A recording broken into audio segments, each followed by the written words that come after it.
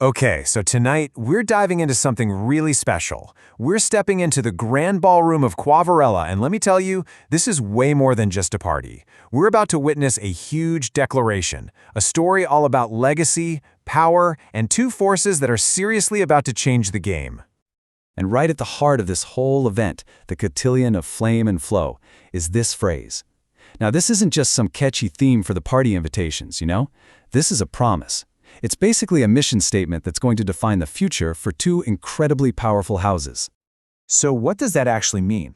It translates to together in radiance, the future is announced, and that right there is a massive clue. See, this isn't just a fancy social get-together. Nope.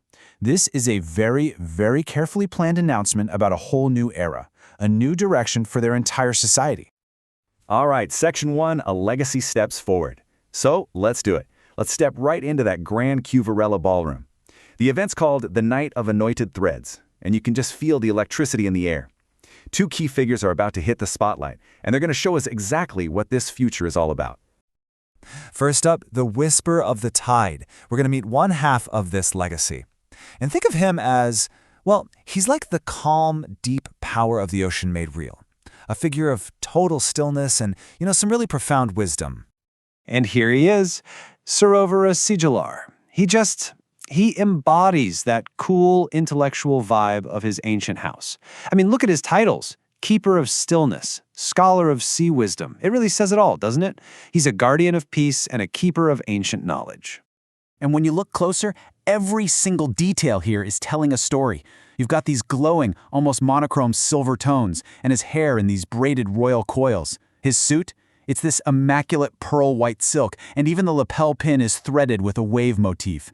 It all just points back to his family's incredibly high ceremonial status. His whole presence just screams celestial clarity, restraint, intellect, and, deep devotion. Okay, next up, the flame that walks. Now let's meet his counterpart. So if Sarovara is that still, deep ocean, right? Then this guy, he's the fire that dances right on top of the waves. Meet Jeruwano Tarakavez, or Jeru for short. And again, his titles give so much away. Voice of the debate hall, defender of legacy. You can just feel that fiery energy, can't you? This is a guy who doesn't just walk into a room, he absolutely commands it with pure passion and conviction.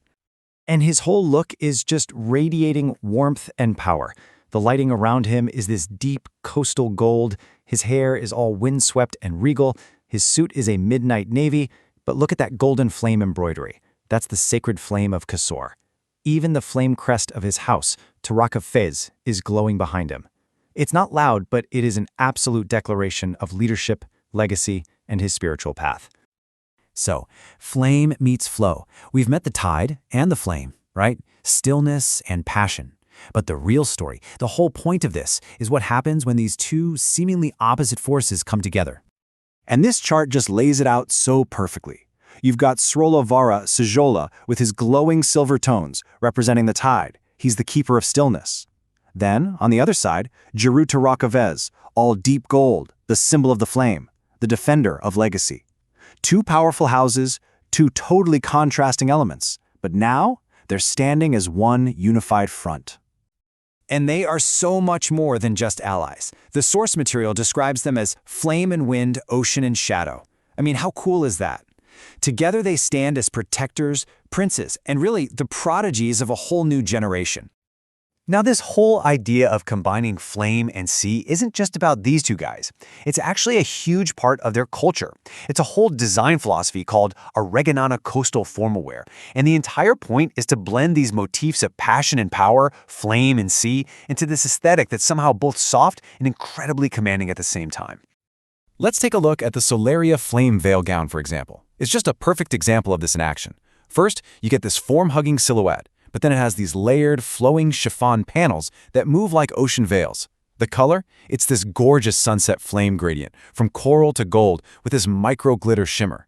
And then the embroidery itself, it's hand-done in gold thread, literally creating swirls of flame and crests of waves right on the fabric. It's that same idea, that same passion and power we see in Jeru and Sarovara, but made real, something you can actually see and touch in a single piece of clothing. Which brings us to the big finish, the future announced. So what does all of this mean, right? Why go to all this trouble? Why this incredibly deliberate, symbolic presentation of these two young men and this whole unique aesthetic? Well, it really comes down to the power of the number 2. You've got two young nobles representing two great houses and two fundamental elemental forces. Like we've been saying, this is so much more than just a party. Because at the end of the day, this whole thing, the entire Cotillion, is a declaration.